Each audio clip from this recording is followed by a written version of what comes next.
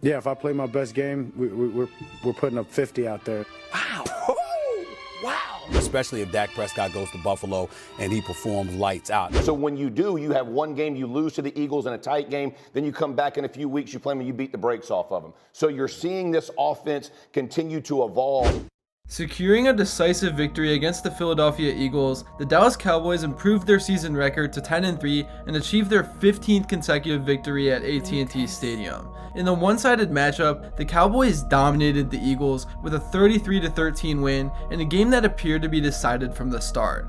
This was just a huge win for Dallas because there's always been that narrative that they can't beat good teams and always choke under pressure, but they absolutely took it to what was supposed to be the best team in the league, and now we have to look at this team as a contender. They are just that good, and everything is starting to come together at the right time. In this video, I'm of course going to be talking all about the Cowboys, recapping the game, and also talking about why I think they have what it takes to finally be successful in the postseason. But before I begin, I would really appreciate it if you would drop a like and subscribe. It only takes 5 seconds, plus you can always change your mind, and your support truly does mean everything.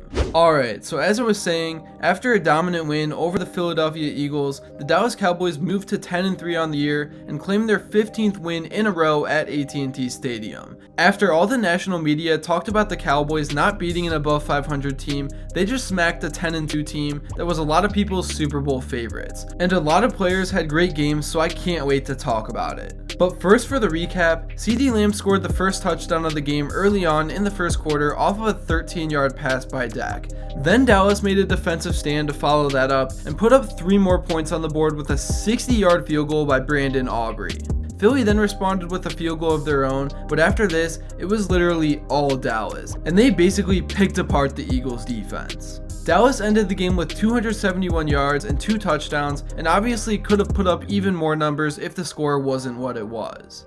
I think Dak really separated himself in the MVP conversation after this performance, and he earned to be in the spot that he's in. But I do say this in every video I make about this team, people don't really care about the regular season with him and this team. It's all about how he performs in the playoffs, because this fan base has been itching for a deep run, and there have been some embarrassing performances as of late. Anyways, switching gears to start off, we have to talk about Brandon Aubrey, the rookie kicker who has now made 30 straight kicks to start off his NFL career. And the most impressive part is that he hasn't done it just kicking gimme field goals. Tonight, Aubrey was 4 for 4, making kicks from 60 yards, 59, 50, and 45. At the age of 28, this guy is doing something we've never seen before, and man has he made a difference for this team and offense. Like, he's been the difference in deciding a few of the games they have won, so he definitely is deserving of a big shout out. I know many of you complained about the Cowboys defense and them giving up so many yards and points to the Seahawks, but they showcased a remarkable transformation in their latest game. Their performance was nothing short of exceptional, ranking among the top 3 of the season. The defense stood out by not conceding a single touchdown, forcing 3 fumbles, and showing a lot of tenacity. A standout player was Stefon Gilmore, who arguably delivered his best performance as a Cowboy. His presence was dominant across the field, reminiscent of his peak form in 2015. He played a crucial role in challenging the Eagles' skilled wide receivers, particularly disrupting A.J. Brown's game, and the secondary limited Jalen Hurts to just 197 yards with a low passer rating. And despite Hurts' initial success in running plays, it didn't significantly impact the game. Also, DeAndre Swift was contained to an average of 3.5 yards per carry, reflecting the defense's improved run-stopping capabilities compared to last year. This newfound strength against the run has allowed the Cowboys defense to focus on their forte, which is pass rushing. And the D-line was after Hurts all game long. The pressure was relentless, with the Cowboys defense consistently disrupting his plays, and regardless of whether they used a 4-person rush or a cover 0 strategy, the Eagles offense appeared overwhelmed and defeated, especially by halftime, struggling to even advance the ball. This game exemplified the immense potential of the Cowboys defensive unit, which has shown fluctuations in performances but undeniably possesses top-tier talent. This game exemplified the immense potential of the Cowboys defensive unit, which has shown some flaws in certain performances but undeniably possesses top-tier talent. The frustration from their previous matchup against Seattle was understandable, but their bounce-back performance against the Eagles was a testament to what this team is this season. Alright, now talking more about the offense, the Cowboys managed to put up 33 points in a game where I honestly thought they could have been better.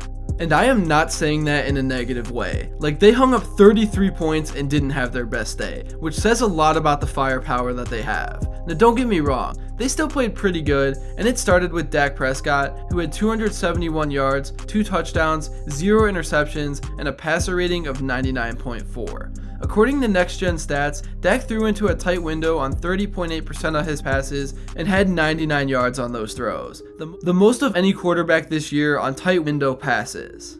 Although the Cowboys wide receivers weren't necessarily separating at a super high rate, Dak was still pretty freaking good. And although the box score doesn't really show it, I thought the run game was pretty good as well. Pollard had 16 carries for 59 yards, and Rico D had 12 for 46.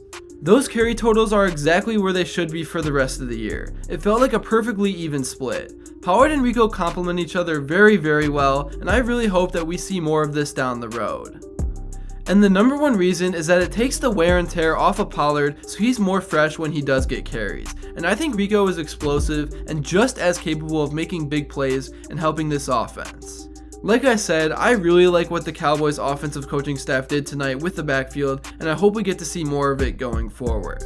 Alright, now I gotta talk about this receiving core, and specifically CD Lamb, because the dude has broken out into one of, if not the best receiver in the whole league. And he's built such a special connection with Dak, where some plays are just made for him to throw up the ball and see what happens. CD finished the game with 71 yards off of 6 receptions and had a touchdown. But the leading receiver for this game was actually Jake Ferguson, who had 72 and is really making a name for himself this season. All in all, I thought the offense was very efficient. They made it look easy at certain points in the game to score, they moved the ball pretty much at will, and I think they could have been even better. So that says a lot about the kind of talent that this offense has. It was an awesome win for the Cowboys, an awesome game to watch, and in terms of the standings, it meant everything. And this division is now completely up for grabs. That's really all I have to say for this video. Thank you all so much if you made it to this point, and if you enjoyed and haven't yet, make sure to like and subscribe, because your support truly means the world. Also, with the playoff race starting to heat up, there is just so much to talk about across the league, so let me know what you would like to see next. And until then, I will see you all later.